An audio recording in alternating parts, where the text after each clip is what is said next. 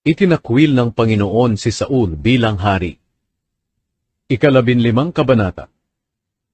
Sinabi ni Samuel kay Saul, "Isinugo ako noon ng Panginoon para pahiram ka ng langis at ipakita sa mga mamamayan ng Israel na ikaw ang pinili niyang hari. Pakinggan mo ang mensahe ng Panginoon. Ako ang makapangyarihang Panginoon. Parurusahan ko ang mga Amalekita dahil sa pagsalakay nila sa mga Israelita nang inilabas ko sila sa Ehipto. Salakayin ninyo ang mga Amalekita.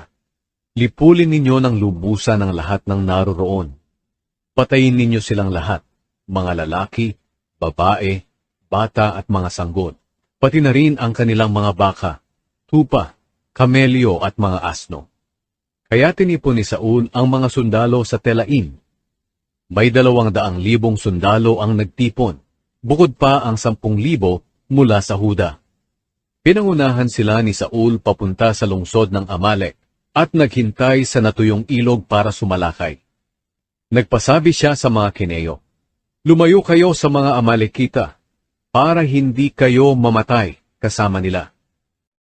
Naging mabuti kayo sa lahat ng mga Israelita nang lumabas sila sa Ehipto." Kaya lumayo ang mga Keneyo sa mga Amalekita. Sinalakay ni Saul ang mga Amalekita mula sa Havila hanggang sa Shur, sa gawing silangan ng Ehipto.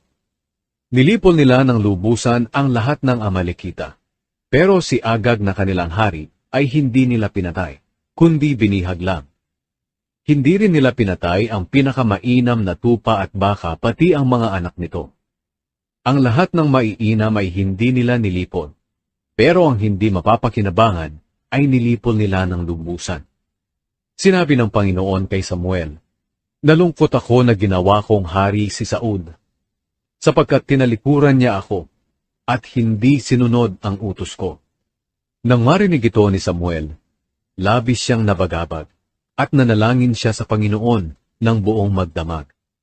Kinabukasan, maagang bumangon si Samuel at lumakad para makipagkita kay Saul. Pero may nagsabi sa kanya, pumunta si Saul sa Carmel para magpatayo roon ng monumento para sa kanyang karangalan, at pagkatapos ay pumunta siya sa Gilgal. Pinuntahan ni Samuel si Saul, at nang magkita sila, binati siya ni Saul, "Pagpalain ka sana ng Panginoon. Sinunod ko ang mga utos ng Panginoon." Pero sinabi ni Samuel, "Kung totoong sinunod mo ang utos ng Panginoon, bakit may naririnig akong ingay ng mga tupa at unga ng mga baka?" Sumagot si Saul, "Ang mga iyon ay ang pinakamagandang tupa at mga baka. Dala ng mga sundalo galing sa mga Amalekita. Hindi nila pinatay dahil iaalay nila sa Panginoon na iyong Diyos. Pero maliban sa mga iyon, pinatay naming lahat." Sinabi ni Samuel, "Tumigil ka. Pakinggan mo ang sinabi ng Panginoon sa akin kagabi." "Ano iyon?" tanong ni Saul. Sinabi ni Samuel, "Kahit na maliit ang tingin mo sa sarili noong una, pinili ka pa rin ng Panginoon na maging hari ng buong lahi ng Israel. Inutusan kanyang ubusin ang lahat ng makasalanang Amalekita at labanan sila hanggang sa maubos silang lahat. Pero bakit hindi ka sumunod sa Panginoon? Bakit dali-dali ninyong sinamsam ang mga ari-arian nila? Bakit mo ginawa ang masamang bagay na ito sa Panginoon?" Sumagot si Saul, "Pero sinunod ko ang Panginoon, ginawa ko ang iniutos niya sa akin. Binihag ko si Agag ang hari ng mga Amalekita, at nilipol ko ng lubusan ang mga tao sa nasasakupan niya. Pagkatapos kinuha ng mga sundalo ko ang pinakamagandang tupa, baka at mga bagay-bagay na nasamsam sa digmaan, na nakatalagang wasakin ng lubos. Dinala nila ang mga ito rito sa Gilgal para ihandog sa Panginoon na iyong Diyos." Pero sumagot si Samuel, "Mas nalulugod ba ang Panginoon sa mga handog ninyo kaysa sa pagsunod sa Kanya? Ang pagsunod sa Panginoon ay mas mabuti kaysa sa mga handog.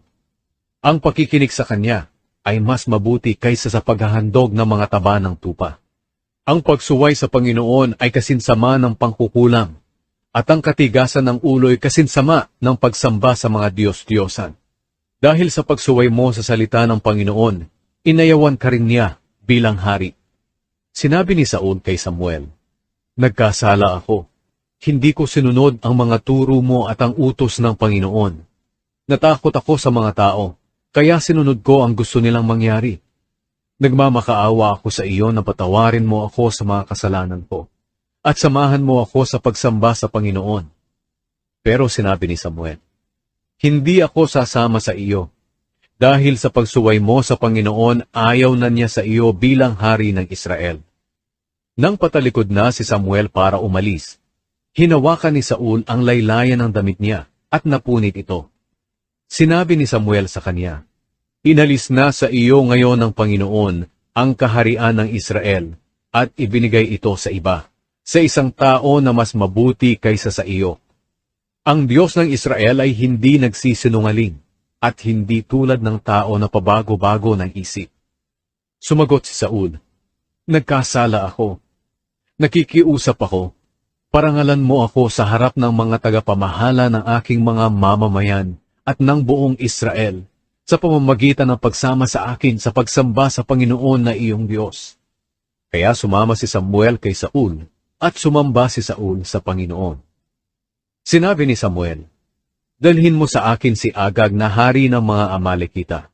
Tiwalang-tiwala na lumapit kay Samuel si Agag. Iniisip niya na hindi na siya papatayin. Pero sinabi ni Samuel, kung paanong maraming ina ang nawalan ng anak dahil sa pagpatay mo, ngayon mawawalan din ng anak ang iyong ina. At pinagtataga ni Samuel si Agag sa presensya ng Panginoon sa Gilgal. Pagkatapos, bumalik si Samuel sa Rama, at si Saul ay umuwi sa Gibeya. Mula noon hindi na nagpakita si Samuel kay Saul, hanggang sa mamatay si Samuel. Pero nagdalamhati siya para kay Saul. Nalungkot ang Panginoon na ginawa niyang hari ng Israel, si Saul.